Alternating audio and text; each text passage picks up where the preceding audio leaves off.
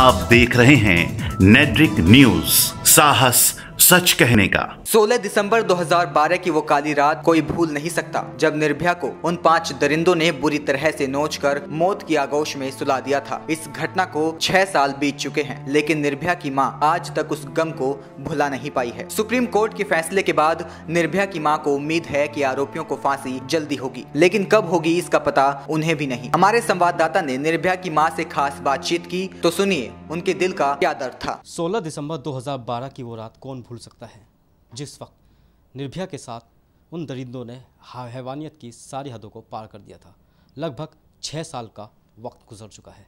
जी हाँ, 6 साल के बाद सुप्रीम कोर्ट ने भी उन दरिंदों की फांसी की सज़ा को बरकरार रखा है। हमारे साथ बातचीत करने के लिए मौजूद हैं उसी निर्भया की बहादुर माँ आशा देवी जी। बातचीत इनसे करते हैं। मैम, ये बताइए, जिस तरीके से 6 साल का वक्त गुजर चुका है, आपने काफ़ी लंबी लड़ाई लड़ी है। अब सुप्रीम कोर्ट ने भी इस फैसले को सुरक्षित रखा है कि सभी आरोपियों को फांसी की सज़ा होगी। देखिए, सुप्रीम कोर्ट ने जो फैसला दिया है, देर से ही सही, लेकिन एक बार फिर सुप्रीम कोर्ट ने निर्भया को इंसाफ दिया। हम एक कदम और आगे बढ़ गए, लेकिन उनको कब तक फांसी होगी ये हम भी नहीं बता सकते, क्योंकि उनको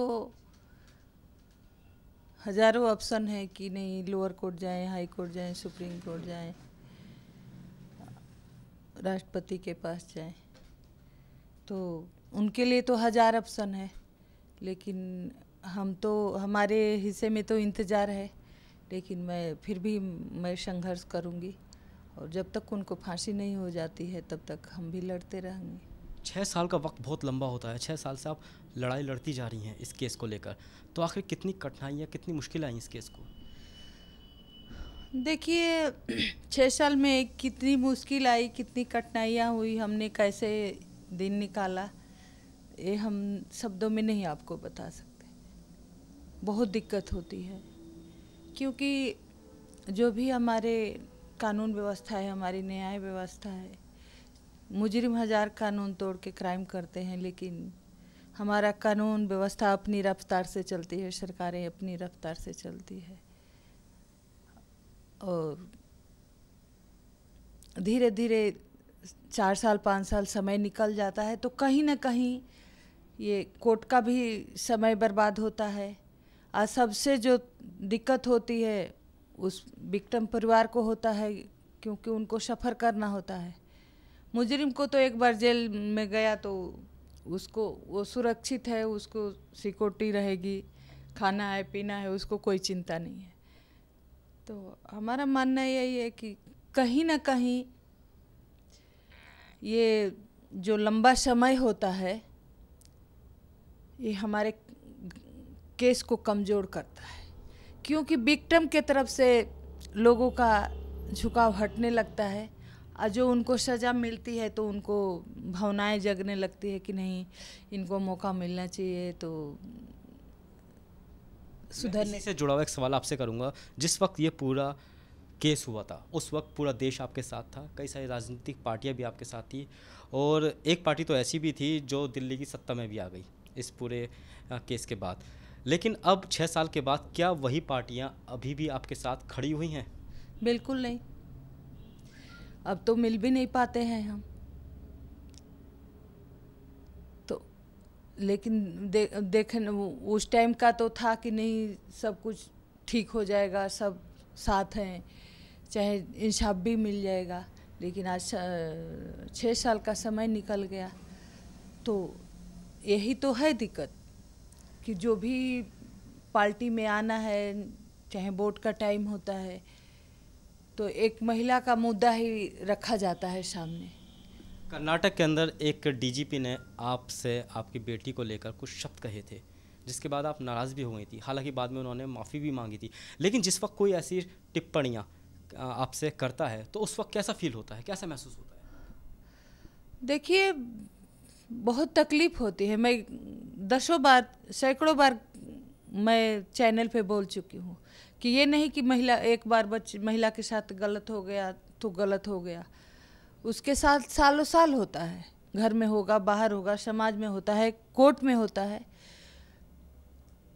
लेकिन आप सोच सकते हैं, हम तो एक नॉर्मल आदमी हैं, हम कुछ मुंह से गलती निकल सकती है, लेकिन वो जो उन्होंने बोला था, वो डीजीपी थे, मैंने सुना कि उन्होंने महिलाओं के लिए काम किया हुआ है, लेकिन उन्होंने ऐसा शब्द उठाया तो अच्छा होता कि उन्होंने हमारे संघर्ष के बारे में, हमारे बेटी की तकलीफ़ के बारे में बताते।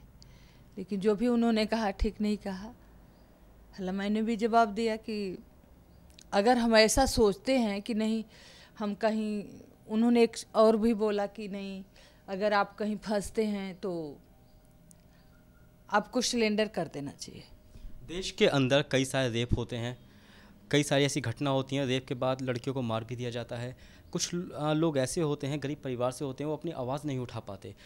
आपका जो केस था उसके अंदर आवाज़ भी उठी, पूरा देश निकल कर आया, सामने आया, सड़कों पे आया, लेकिन बावजूद इसके इतना लंबा समय गुजर गया, 6 साल, और अभी तक आरोपियों को फांसी नहीं हुई है। तो क्या जो गरीब आदमी है वो किस तरीके से आवाज़ उठाएगा फिर?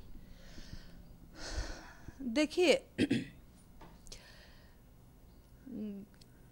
गरीब आदमी तो मैं यही तो कर रही हूँ कि सारा कानून व्यवस्था का बात है। कितना भी क्राइम हो, चाहे कि कैसे भी बर्बरता हो, लेकिन क्राइम हमारा अपने स्तर से नहीं हिलता है। गरीब आदमी के लिए तो दिक्कत है।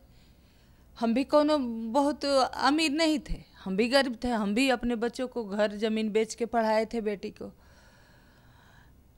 लेकिन मेरे मन में यही हुआ कि इतनी तकलीफ़ हुई, 14 दिन हमने जो सामने से अपने बच्ची का एक एक सांस टूटते हुए देखा,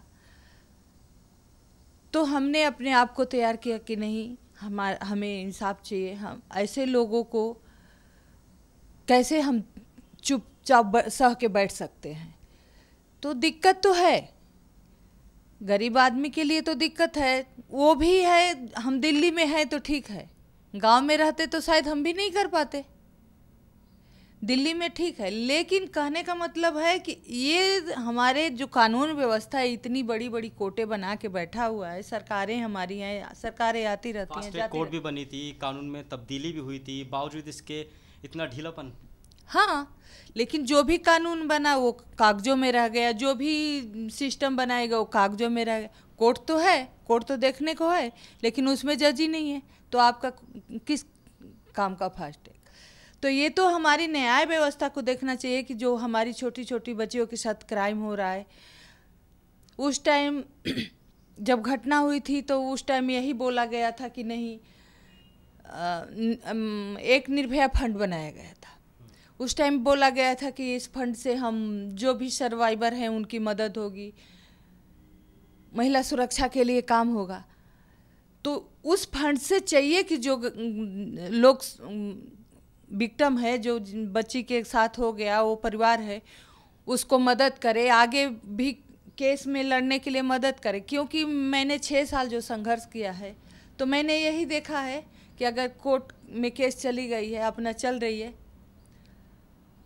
उसमें तो ये भी नहीं है कि नहीं हम जाके अपना बैठ के सुन सकते हैं, क्योंकि हमारा उससे लेना ही देना नहीं। अगर हमारी केस पुलिस लड़ रही है तो हमारे उससे कोई मतलब ही नहीं है।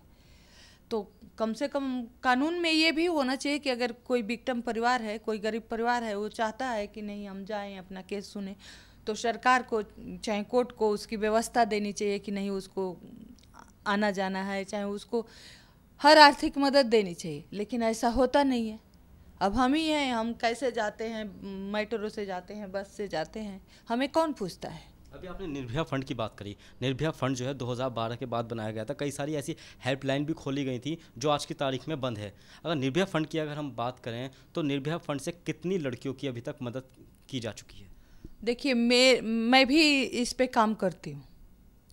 बहुत सारे हमारे पास केसें आई, बहुत सारे बच्चियाँ आई, लेकिन मुझे तो, मैं दिल्ली में रहती हूँ, मुझे तो नहीं पता चला, चाहे मेरे को जानकारी नहीं हुई कि उस पैसे से किसी रेप विक्टिम को मदद मिली है, चाहे मेडिकल से हो, चाहे केस में, हमको तो नहीं पता है। और ना ही ऐसा कोई ठोस उससे काम हुआ। आकि जो महिलाओं को सुरक्षित करे। हमने 2015 में एक लेटर लगाया था, क्योंकि DNA होते हैं जो सैंपल जाते हैं वो सालों साल उसका रिपोर्ट ही नहीं आता है। तो हमारे दिल्ली में कोई ऐसा लैब नहीं है जो ऐसे केसों में उसकी हेल्प करे कि समय से DNA का रिपोर्ट आए, सैंपल का रिपोर्ट आए, जो भी जाता है। तो हमने सरकार से ये मांग करी थी कि नहीं, उस पैसे से एक दिल्ली में, क्योंकि दिल्ली में हर जगह से लोग रहते हैं, दिल्ली में बहुत क्राइम होते हैं, तो दिल्ली में एक लैब बनाया जाए बड़ा सा, उसमें सारी सुविधा हो, एक समय सीमा हो कि नहीं DNA टेस्ट आ रहा है तो इतने दिन के अंतराल में इसकी रिपोर्ट आ जानी चाहिए, लेकिन उसका भी कोई वो नहीं हुआ। तो भाई वो तो पैसा सरकार का है, सरकार जाने किस तरह से करेगी उसका। अब ये बताइए कि 6 साल हो गए हैं, सुप्रीम कोर्ट का भी फैसला आ गया है, जो भी चारों आरोपी हैं उनकी सज़ा बरकरार है, तो अब जिस तरीके से फांसी की सज़ा है वो उसके लिए आप क्या डिमांड करती हैं, उन्हें कब तक फांसी की सज़ा हो जानी चाहिए? देखिए, हम तो कोर्ट में ही बाहर बोल दिए थे कि फैसला आया बहुत अच्छा है, लेकिन एक उनका, क्योंकि जो 17 मई में फैसला आया था, 5 मई को उन्होंने 8 महीना बिल्कुल कुछ बोला ही नहीं। जब हमने जेल में लेटर लगाया तब जाके उन लोगों ने, तो 1 साल लग गया रिव्यू पटिशन करने में, निकलने में 1 साल का समय खराब हो गया। तो हमारा यही है कि उनको जल्द से जल्द फांसी जाए, जो भी कानूनी प्रक्रिया है उसको जल्द से जल्द पूरी की जाए। एक उनके पास समय बॉन्ड होना चाहिए कि नहीं 1 महीने का टाइम है, 2 महीने का टाइम है, इतने में वो पटिशन अपना डाल सकते हैं, लेकिन ये तो कुछ है ही नहीं। वो तो चाहे तो 2 साल ना डालें तो कोई कुछ बोलेगा ही नहीं। तो हम तो यही मांग करते हैं सरकार से, सुप्रीम कोर्ट से, कि जिस तरह से उनको फांसी की सज़ा बरकरार रखी गई है, उनको जल्द से जल्द जो भी कानूनी प्रक्रिया है पूरी करें और जल्द से जल्द उनको फांसी पर लटकाएं, क्योंकि कहीं ना कहीं इस फैसले से बहुत हमारे जैसे जो लोग हैं, विक्टिम हैं, उनको आस जुड़ी हुई है कि निर्भया को इंसाफ मिलेगा तो शायद हमें भी मिलेगा। आखिरी सवाल मेरा ये है कि आप जिस तरीके से लगातार लड़कियों के लिए काम कर दी हैं, महिलाओं के लिए काम कर दी हैं, कि आने वाले समय भी इसी रफ्तार के साथ काम करेंगी, और सरकार से आप इस पूरे मसले के ऊपर क्या मदद चाहती हैं? देखिए, आपको भी पता है, मेरे को भी पता है कि मैं कुछ भी कर लूँगी, हमारी बेटी नहीं आएगी। जिस तरह से क्राइम करे हैं लोग, जिस तरह से बर्बरता करे हैं, अगर हमारे कानून में फांसी की सज़ा है तो इससे बुरा केस कुछ नहीं हो सकता, उनको होगी। लेकिन हमारा जो भी संघर्ष है, हमारा यही है कि जो हमारे बच्चे के साथ हुआ और बच्चियों के साथ ना हो, लेकिन हमारा दुर्भाग्य है, हमारा देश का दुर्भाग्य है कि हर रोज़ हो रहा है। तो हमारी सरकार से यही मांग है कि सरकार अभी भी आँख खोले, क्योंकि उनके पास पैसा है, ताकत है, सब कुछ है, और जो भी ऐसे केस हैं, जो भी ऐसे लोग हैं जो इस घटना से जूझ रहे हैं, लड़ाई लड़ रहे हैं, उनको जल्द से जल्द इंसाफ मिले, और महिलाओं की सुरक्षा के लिए सरकार ठोस कदम उठाए कि जो हर रोज़ क्राइम हो रहा है वो ना हो, और सज़ा अगर सबसे प्राथमिकता है कि जो भी क्राइम हो रहे हैं, हुए हैं, अगर उनको समय से सज़ा मिलेगी तो कानून का डर भय ज़रूर होगा, एक समाज में संदेश आएगा, और शायद हम बच्चियों को अपने सुरक्षित कर पाएंगे। तो ये थी हमारे साथ बातचीत करने के लिए आशा देवी जी। आशा देवी जी के बारे में सब जानते हैं कि इन्होंने किस तरीके से 6 साल अपनी बच्ची के लिए इंसाफ की लड़ाई लड़ी है। लेकिन हमारे देश का दुर्भाग्य ये है कि जब कोई केस होता है, वो मीडिया में हाईलाइट होता है, सभी नेता दल, सभी पार्टी के लोग आगे आते हैं, लेकिन कुछ समय के बाद वो लोग भी उल्टे पांव वापस चले जाते हैं। कैमरा पर्सन राजेश तिवारी के साथ वाजिद अली, नेटवर्क न्यूज़, दिल्ली। हमारे साथ जुड़े रहने के लिए हमारे YouTube चैनल को सब्सक्राइब करें, साथ ही बेल आइकन को दबाएं। नेटवर्क न्यूज़ की खबरें सबसे पहले देखने के लिए।